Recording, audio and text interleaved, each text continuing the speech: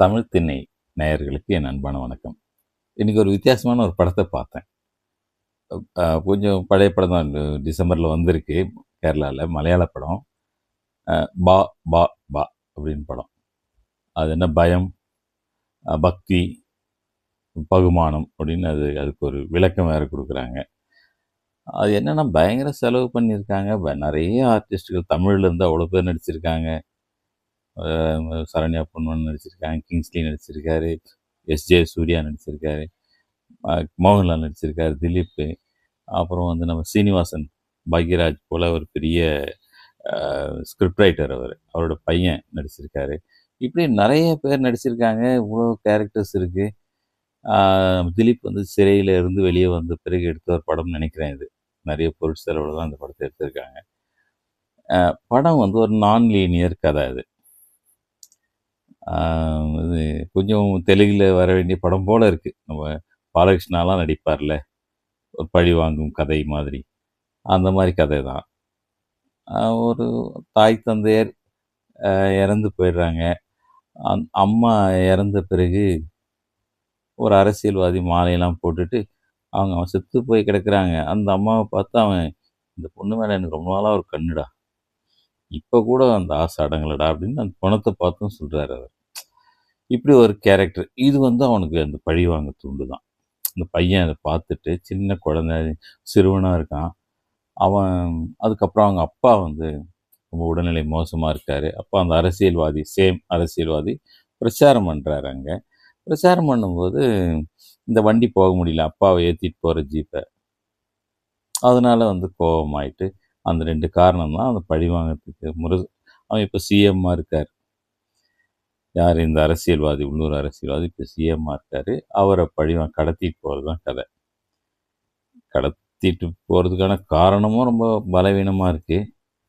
கடத்திட்டு போற டெக்னிக்கும் ரொம்ப வேடிக்கையா இருக்கும். இளநீர்ல வந்து அவங்க ஊர்ல வந்து பேச வருவாரு. இளநீர்ல வேதி மருந்து கலக்கி குடுத்து, "ஐயய்யோ!" அப்படின்னு சொல்லி அவர் துடிக்கும்போது, கார்ல அவசரமா தூக்கி போட்டுட்டு போறாங்க. அதுல அந்த கடத்துற ஆளும் கலந்து ஏறிக்கிறாரு. கார்ல இருந்த எல்லாரையும் வந்து ஈஸியா கார்லேருந்து தூக்கி போட்டுட்டு அவர் கடத்திட்டு போறாரு. வழியில நம்ம சரண்யா பொன்வண்ணன் அவங்க வந்து கூட சேர்ந்துக்கிறாங்க. அவங்களும் சேர்ந்து தான் கடத்துறாங்க. எல்லாமே ரொம்ப நம்பணும்னு ஒரு இடத்துல கூட நினைக்கவே இல்ல கதைய. இந்த கதையை நம்பணும்னு நினைக்கவே இல்ல. இந்த மாரி சுலபமா கடத்தி, ஒரு ரொம்ப எளிமையான ஒரு காரணத்துக்காக பழிவாங்க, இதெல்லாம் பண்ணியிருக்காங்க. கொஞ்சம் நான் லீனியரா அந்த கதை. என்னன்னா கதை ஆரம்பிக்கிறதே வந்து கிரிக்கெட் ஆடிட்டு இருக்காங்க சின்ன சின்ன பசங்க. விஜய் ரசிகர்கள் ஒரு ஒரு ஒரு ஜமா இருக்காங்க.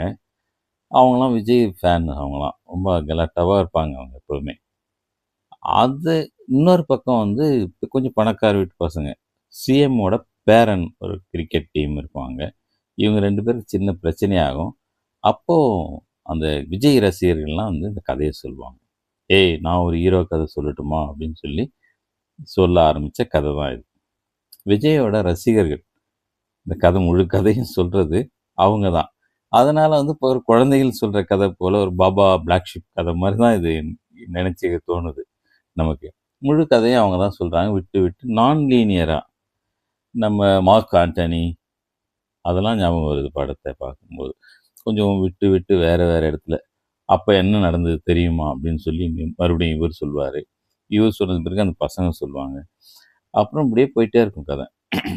கடைசியில இதில மோகன்லால் ஒரு முக்கியமான வேடமா வேற வருவார் நடுவுல.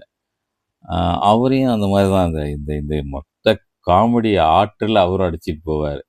அவரு என்ன சொல்வாரு, அவர் விதவிதமான கார்கள், அது அதாவது பெரிய பெரிய டான்க்குலாம் கார் தயாரிச்சு குடுக்குறவரு அவரு.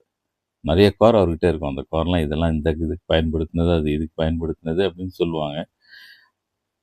நம்ம விஜய்க்கு கில்லி படத்துல ஒரு ஜீப் வரும்ல, அந்த ஜீப்ப அவரு தான் வச்சிருந்திருப்பாரு. திடீர்னு மதுரைக்கு போயிருந்தபோது அங்க ஷூட்டிங் ஸ்பாட்ல திடீர்னு அந்த ஜீப்ப கேட்பாங்க. குடுக்க மாட்டேன்னு சொல்லிடுவாரு அப்பவே மோகன்லால். அப்புறம் வந்து விஜயே ஃபோன் பண்ணி, "அண்ணா அந்த கார் வேணும்னு" கேட்பாரு.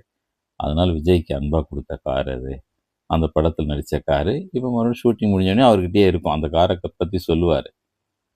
கடைசியில அந்த காரை எரிச்சிருவாங்க. அதுக்கு ஒரு காட்டையே எரிப்பாரு அவரு.